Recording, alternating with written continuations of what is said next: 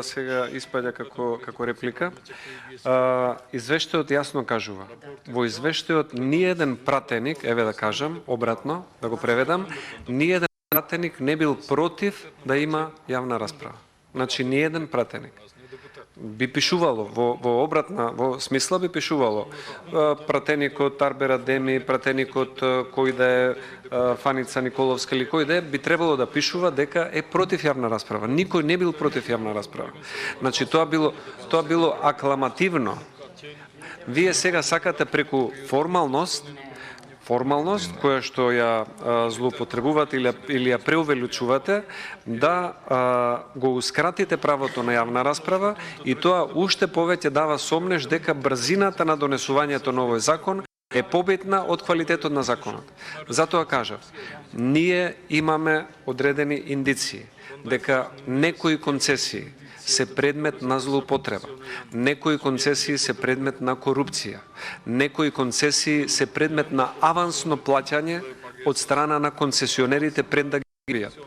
И затоа бараме јавна расправа пред да се продолжи дискусијата за овој предлог закон. Таа јавна расправа нема да одземе повеќе од 1 или 2 дена. И никој не треба да биде загрижен ако има јавна расправа. Ќе дојдат лица кои што се многу постручни и поупатени во оваа материја. Никој пратеник не се побунил против јавна расправа.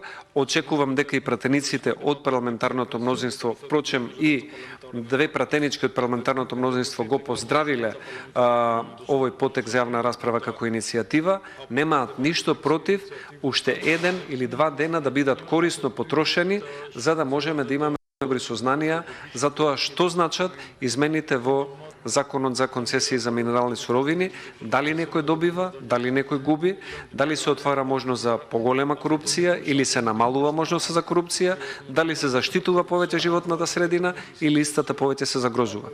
Тие се неколку прашања кои што ја засегаат целата јавност и сметам дека треба да биде уважено тоа што комисијата на некој начин едногласно, без било чиво спротивставување, прифатила да има јавна расправа по овој предлог закон.